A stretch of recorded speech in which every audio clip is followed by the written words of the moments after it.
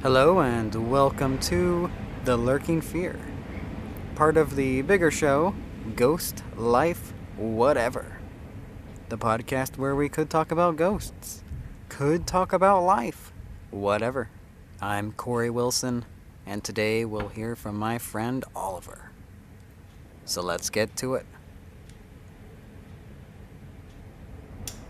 So this is a lot of my dad's story, but then I come into the story. Or rather, I didn't know he had this story until I came into the story, and then I learned more about it, if that makes any sense. I lived in an apartment in Bellflower, California. It was me and my dad. Growing up, it was just me and my dad. My mom and him separated when I was about six, and then she went through a slew of husbands before.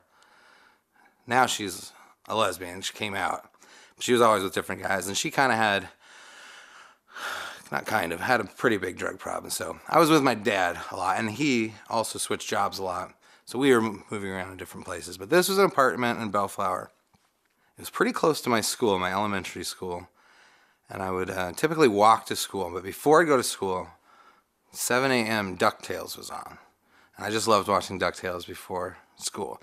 Although the sucky part is I could never watch the last 5 minutes of it because I'd be late for school.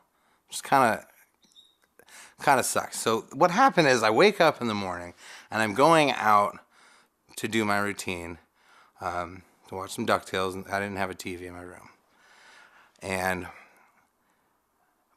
But what I walk into is just absolutely just not what I expect. So there's a table just in the living room, and my dad is laid upon it, and there are several extraterrestrial beings standing around him, and they all are kind of hovering over him. There's a few on the side, and then there's one really tall one who's at the head of the table over his head. Now they all look pretty similar, kind of the what you see with the big eyes, the little face, it starts big and gets smaller as you go to the chin, kind of that. And they were wearing I guess surgical outfits, medical outfits, maybe not surgical, but there was something on them. They weren't naked. And they weren't the only ones. There were a couple others kind of in the background, in the dark, because it was dark, but light enough I could see. And they looked different. They looked like a totally different species of alien. Now, I am freaked out. I am going to get some cereal and watch DuckTales, and there's my dad laying on this table, and there's aliens, and oh my gosh. But my dad, very calmly, because they all look towards me. Everyone's looking at me, and I'm panicked. And my dad tells me that it's okay, that he knows them, and I should just go back to bed. And so I go back to bed.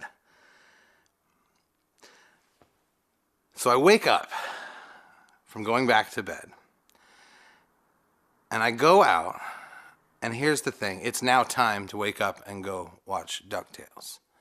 So I'm thinking, crazy dream, but super realistic dream. My dad now has already left for work because he's always left before me. So that was another shocker. He would have even been there in the first place, let alone the table and so forth. So later that night, I tell my dad, I was I had this crazy dream that I got up, went to the living room, and you were laying on this table, and I just, as I start to describe it, not even really get into any detail, but just start to, my dad just goes completely pale, just white. And he begins to describe what was happening. And he and I both witnessed the same thing. And he tells me, opens up in confidence. He said, they were here last night. But don't worry. He didn't really remember me coming out or anything like that. But he proceeds to tell me the story that when he was a kid, when he was a young child, down in LA, there was an epidemic going across, and kids were just dying. Like, there's no cure. And he was in the hospital for a lot of his life, young life. And everyone who came into the hospital, they'd come, and all these kids would die. And very, very, very few kids ever actually survived. But my dad did. And he didn't tell anybody at the time, but he knows why he was saved. He remembers that there was this alien who came and visited him. First one was a short little guy who he described it kind of looked like a shark face. Kind of had the elongated bit of his face and kind of that shark shark look. I've never seen this alien. I couldn't describe it again. This is my dad's story that I come into later.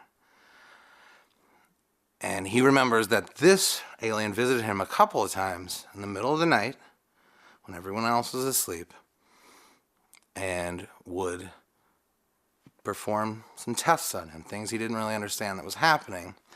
And then, after, a few months, he'd seen this guy a couple times. He remembers this really tall alien, one that has the big eyes, the big head, slimmers down to his chin, very tall and skinny. And this, he felt and was a doctor, but not of this earth, and performed some sort of test on him, did something to him, and my dad got better, and he was ultimately released, and one of the few children to ever survive. Over the years, this tall alien doctor and companions would visit my dad in the middle of the night to, he assumes, check up on him, follow up on what they did to save him or see how he's progressing. And as he grew older, it was less and less frequent. So it was more frequent, it was happening fairly often when he was a kid, and then it would go years and years and years. And that night, he says they came to him. It's all very foggy. It's not like super clear memories. That they had come to check up on him, and it was the first time since I had been born that they had come. And I was probably, like 9-ish. And that night that morning came out to watch DuckTales. There was my dad on the table, and he and I could mutually describe exactly how everyone looked that night, without ever even telling each other the story beforehand. So it was very, very mind-blowing. I asked if the aliens talked or communicated. As far as I've gathered from him, and even that brief moment I witnessed it, they're just coming to check up on him. They're running some diagnostic tests. I don't know exactly what they're doing, but there's no communication. There was never any explanation or anything like that. The closest he said it ever seemed like somebody was communicating was that first alien who visited him, the shark-faced short one. It wasn't a direct communication, but my dad told me it kind of felt like he was trying to communicate without using words. I don't know, kind of getting my dad used to the idea of an alien, perhaps, before that tall doctor one came in.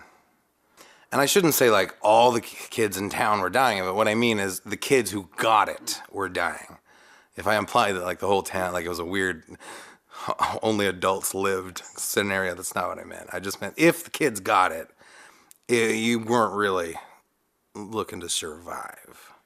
And I don't remember exactly what it was. But I remember even my grandpa and grandma, his parents, always talking about just how lucky they were that my dad was one of the only kids to survive that they knew of who had it. Gosh, it really does sound like I'm saying all the kids are dying. Just the kids that got it were dying. My dad actually had this picture. I got lost in one of the moves. Like I said, we moved a lot. But it was actually when he was younger, and he went motorcycling across the United States. And he took this picture of there was a car and a cemetery, a car next to a cemetery, and he took a picture, and only after it was developed, it looked like there was some ghosts in the car, but in one of the seats it also looked like one of the aliens. But like he was in the back seat, so you could only kind of see part of his head. I don't know. It was a pretty cool photo. I wasn't supposed to show anybody. I showed it to a couple friends though anyways. There was a guy who looks a lot like a ghost. The woman ghost in it kind of looked like Miss Piggy a little bit. I don't know. It was kind of weird. But my ghost story. So I've been able to sense, I feel like, some ghosts here and there. Pretty mildly. The house I just moved from, I feel like there was the ghost of the mom of the owner who died in the house. Very benign presence. My fiance wouldn't even go downstairs. She hated going downstairs. That's where the washer and dryer was. So eventually, we couldn't avoid it completely. I didn't really mind. But we didn't really tell too many people. It's just because it was, I don't know. My nephew came and lived with me for a little bit. And he noticed it because he actually lived in the basement. That's where we put him up. That he'd feel like doors and stuff would move on their own. And of course, it's an old house. And I remember my dad visited, and he was sitting in the living room, and we hadn't told him anything about it. And then he asked me if I'd ever seen anything in the house, and then I told him. He's like, yeah, I'm pretty sure I just saw something like go past the door, like from down the hallway, just like an image of something. But this story was when this was really intense. This was not a benign ghost. This was get the hell out of my house demonic ghost. And it was terrifying. I was young, as I mentioned. I lived with my dad. And my mom, after divorcing my dad, married a lot of different guys. I had a lot of stepdads. And I would only see my mom, 1 week in a month. But over the summer, I did have to spend an entire month with her.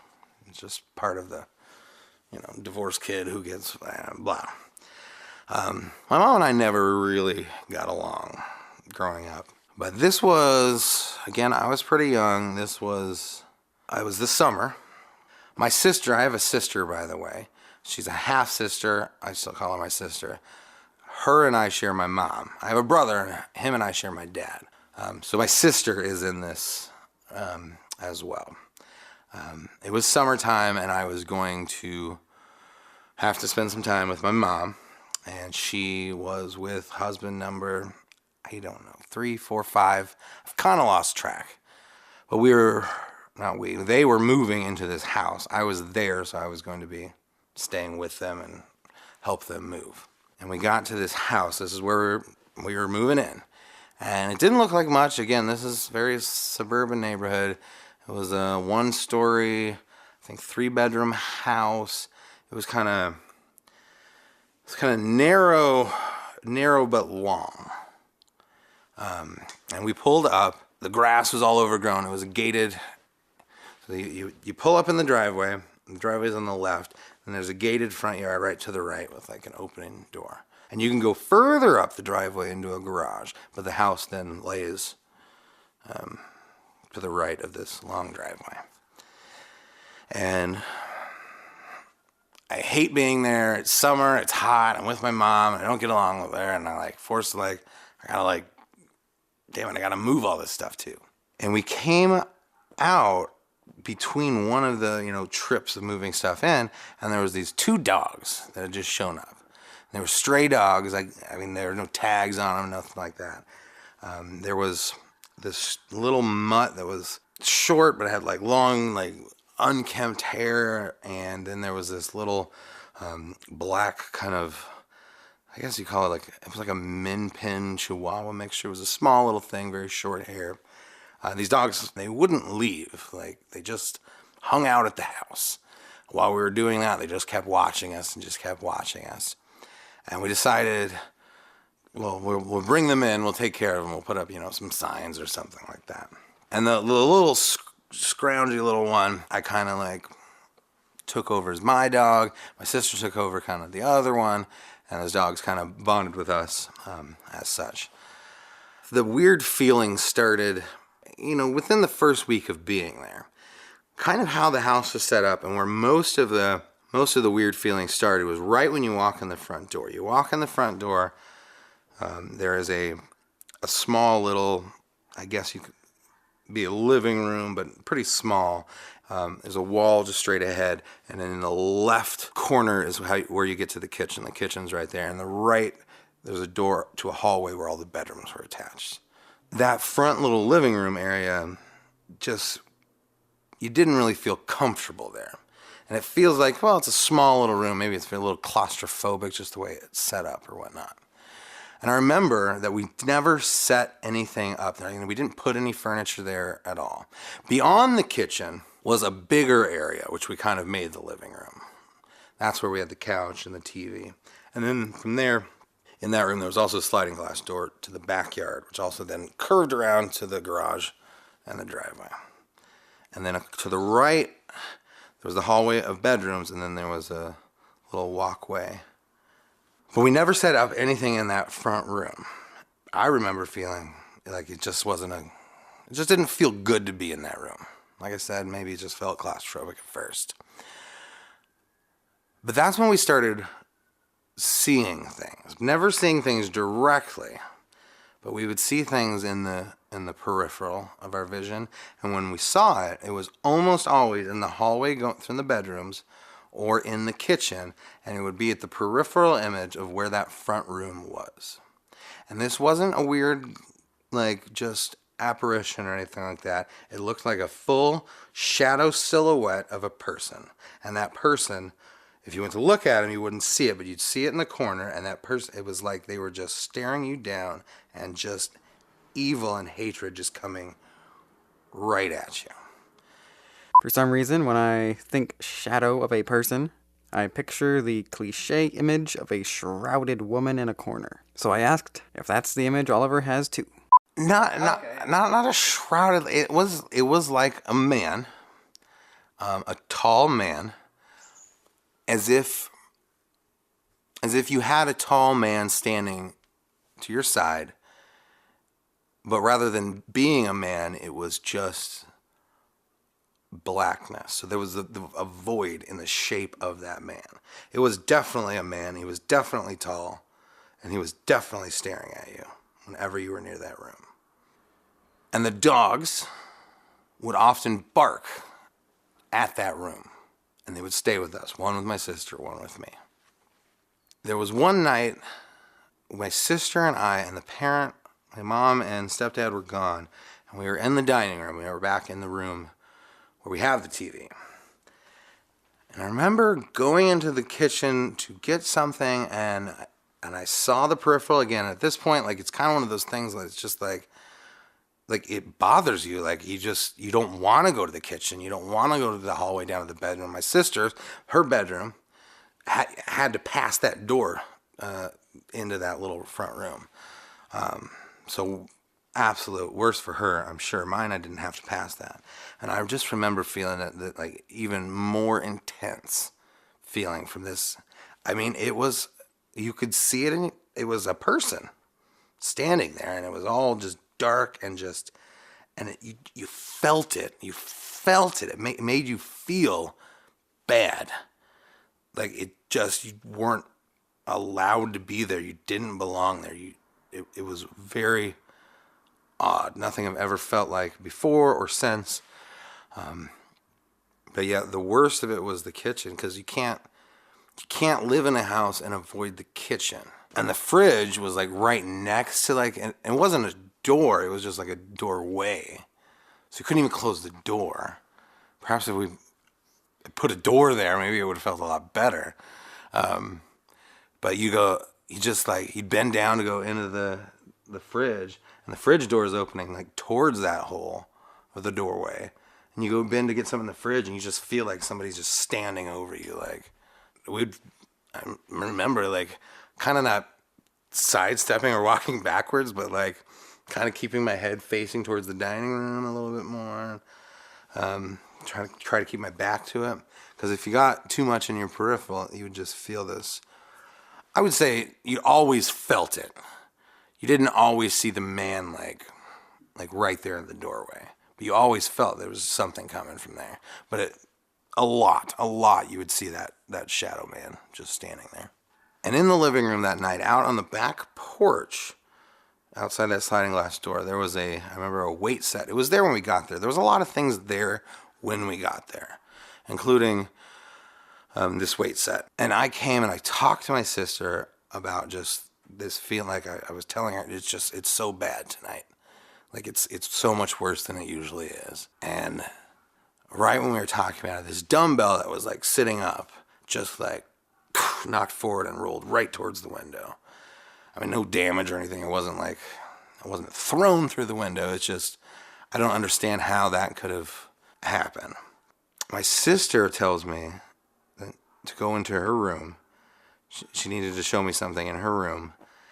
And I never went into her room because you had to pass that front room. We all, whenever we needed to leave the house, we go through the sliding door and go around either the pathway on the right or by the garage on the left, because it just, you didn't want to go through that room anymore. So she takes me to the room, and I got my dog following me. She got her dog following her. And she shows me that her room had all this like wallpaper up, this like floral wallpaper. And she shows me, she peels it off right by the door, shows me what's behind some of the wallpaper. And there is just carvings of just symbols and just weird shit. And that's just from one little piece. We didn't like take off the wallpaper from the whole place. The whole room was covered in wallpaper. As a kid, I just assumed the whole place was just covered in all these carvings and etchings. Maybe they weren't, maybe it was in this one spot.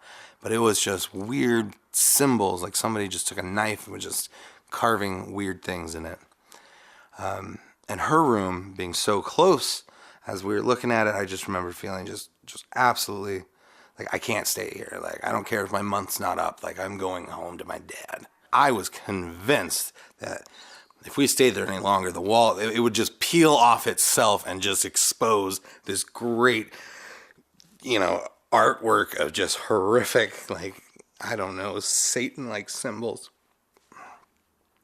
But we didn't peel it off. I think we were a little too scared to do that. That was enough. That little bit was like, this is not good. I can't stay here. And my sister has nowhere to go, though, and my sister and I talk a lot. My mom and this husband, they were off drinking and doing drugs a lot. But they also, when we weren't around, had been experiencing issues with this house as well. And we ended up moving, all of us. We just got all our stuff and just left. When we were leaving and packing, the dogs left, and we never saw the dogs again. We'd never put them on leashes or collars or anything because they just would follow us around, one by my sister, one by me. They were with us at all times. They came when we moved in, they disappeared when we moved out, and I feel like they were there to protect us, me and my sister being kids. Like, maybe something happened there, 2 kids in the house, and somehow these animals could sense that. I'm not really sure where they came from, where they went. And we got out of that house. My sister and I talked about it here and there over the years, just kind of this weird memory we had because we were there and out so quick. My mom, who I stopped talking with for a very long time, and in just this last year, I brought up this house because I had just told the story for the first time to my fiance. Freaked her out. And I'd never really gone back and asked my mom about her thoughts on this house. And she just didn't remember. She's like, I don't remember that at all. And I said, well, Mom, you were doing a lot of drugs back then, and maybe you don't remember. But I'm like, my sis, Delia and I, we remember. She calls me back in the middle of the night, later that night. And she's just like, I remember, like it all, like she's like, maybe it was the drugs, maybe it was the fear, but I completely blocked all that house out of me. But you're right. That was a horribly, horribly demonically haunted house that we couldn't live in for more than a few weeks because there was a presence there that did not want you there. and made sure you felt it from the inside. It was a very, very frightening few weeks.